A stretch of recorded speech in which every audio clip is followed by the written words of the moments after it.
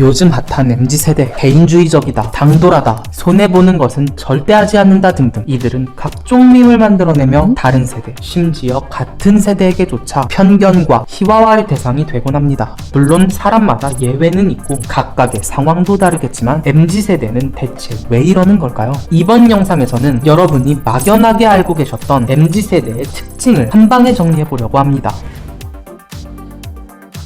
한반도 역사는 고조선부터 삼국시대, 남북국시대, 후삼국시대, 고려시대, 조선 및 일제강점기, 현대에 이르기까지 5000년의 역사를 가지고 있습니다. 하지만 정말 안타깝게도 우리 역사의 99%는 절대적 빈곤 상태였습니다. 어느 시대에나 빈부격차는 있었고 잘 나가는 사람들도 수두룩했지만 20세기 이전은 말할 것도 없고 근대 문물이 어느 정도 들어온 일제강점기에도 식민지 조선인들의 생활상은 엉망이었습니다. 수많은 전쟁, 주변국의 간섭과 기득권의 수탈까지 더해지며 우리 조상들은 늘 끼니를 때우는 것만이 유일한 걱정거리였죠. 또 우리는 8.15 해방 후 대한민국을 수립해 겨우 자리를 잡나 싶더니 이데올로기의 갈등과 전쟁으로 말 그대로 최악의 경제 상황을 겪는데요. 우리 경제는 원조로 연명했고 아이들은 미군을 쫓아다니며 씹던 껌이라도 뱉어달라고 빌거나 생식을 하는 경우도 많았습니다. 이게 불과 60년 전 이야기입니다. 하지만 70년대 들어서면서 우리는 변화하기 시작합니다. 중화공업 육성에 성공하고 삼성이나 현대와 같은 대기업들은 본격적으로 우리 경제를 이끌었으며 1977년 100억 달러 수출을 달성하고 80년대는 삼저호황으로 그 힘이 더욱 가속화되죠. 이른바 대한민국은 한강의 기적으로 전 세계를 놀라게 했습니다. 그리고 우리는 90년대에 OECD 가입으로 이 눈부신 스토리에 활용점정을 찍어버리죠. 2000년 만에 드디어 절대적 빈곤에서 탈출하는 순간이었습니다. 그리고 딱 이 타이밍에 세상에 태어난 세대가 MZ세대입니다.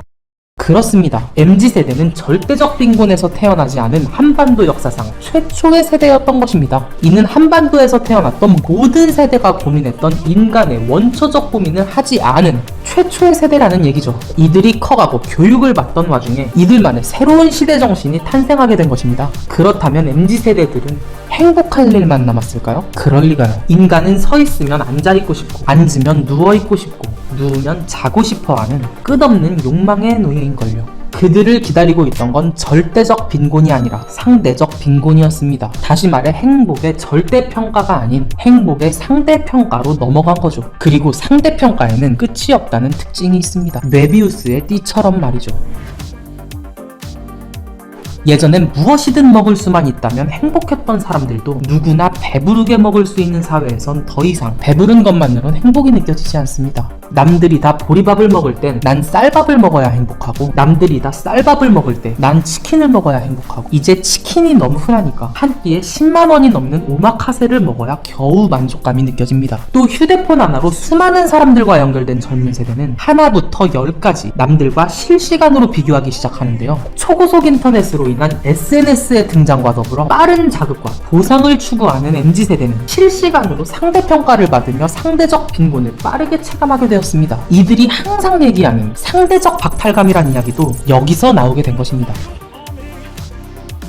그리고 MZ세대 하면 빼놓을 수 없는 특징 중에 하나가 더 있죠. 바로 개인주의입니다. 이들이 세상에 첫 발을 내딛던 시기에 대한민국이 어떤 상황이었는지 아시나요? 바로 IMF 이후 엄청난 경쟁 사회가 그들을 기다리고 있었죠. 당시 취업, 결혼과 집값 등에서 전례 없이 높은 기준으로 평가받게 된 그들은 그 압박감에서 살아남기 위해 개인주의라는 방어기제를 만들고 오직 자신을 위한 행동만 하게 되었습니다. 남들에게 손을 내밀 여유는 그들에겐 사치였죠. 물론 이전 세대도 늘 치열하게 살았지만 그들은 의식주를 위한 절대평가였던 반면 MZ세대는 남들을 꺾고 올라가기 위한 상대평가를 받았습니다. 그래서 그들은 늘 내가 아닌 남이 만든 기준에 신경을 곤두세우며 개인주의를 키워나갔고 엄격한 상대평가에 점점 지쳐갔습니다. 혹독한 경쟁에서 살아남은 사람들은 너무나 힘겹게 생존한 나머지 성과를 본인을 위한 보상이라고만 생각하며 나누는 것에 인색해졌고 경쟁에서 낙오한 사람들은 사회의 무자비한 평가에 숨어버리는 선택을 하면서 살아남은 사람과 낙오한 사람 모두 개인주의화가 된 것입니다. 어떠신가요? 이제 왜 MZ세대가 대한민국 역사상 가장 유별난 세대인지 이해하셨나요?